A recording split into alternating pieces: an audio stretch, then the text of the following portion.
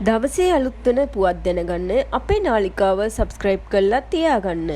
පසුගිය කාලයේදී සමාජ මාධ්‍ය ජාලාවල ඉතාමත් ජනප්‍රිය ක්‍රිකට් තරුවක් වූ චාමික කරුණාරත්න හට ප්‍රබල චෝදනාවක් එල්ල වී තිබෙනවා. ඉතින් මෙම ක්‍රිකට් තරුවට මවක් විසින් දැඩිව චෝදනා කරන්නේ ඔහුගේ ලෙයින්දාව උපන් දරුවාට නම නොදුන් නිසා කියලා තමයි ඇය ප්‍රකාශ කරන්නේ.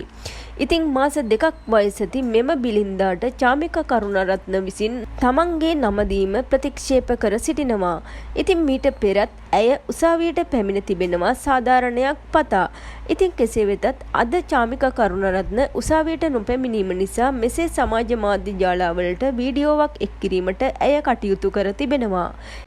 ඉතින් අවජාතක දරුවෙක් මෙලොවට බිහි කිරීමට තමන්ට සිදු වී ඇති බවත් චාමික කරුණාරත්න දරුවාට නම දීම ප්‍රතික්ෂේප කිරීම නිසා සාධාරණයක් පතාගෙන උසාවියට පැමිණි බවත් ඇය ප්‍රකාශ කරනවා.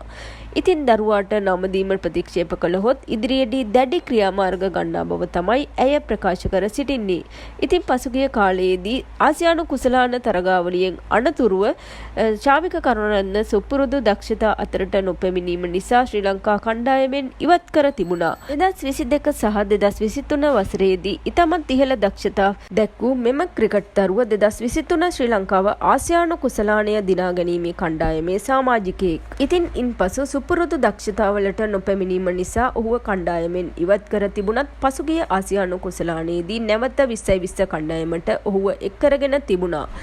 කෙසේ වෙතත් එම තරගාවලියේ ඔහුට දක්ෂතා අතරට පැමිණීමට නොහැකි වීම නිසා මෙම සිම්බාබ්වේ පාකිස්තාන සහ ශ්‍රී ලංකාව ක්‍රීඩා කරන තුන්කොන් තරගාවලියට එක් කරගෙන නැහැ. ඉතින් ඇත්තටම පසුගිය කාලයේදී ඔහු ගැන ගොඩක් කතා බහට ලක් වුණේ ඔහු සමාජ මාධ්‍ය ජාලාවල ඒ වගේම TikTok, Instagram යන ගිණුම්වල ඉතාමත් ජනප්‍රිය ක්‍රිකට් තරුවක් වීම හේතුවෙන්.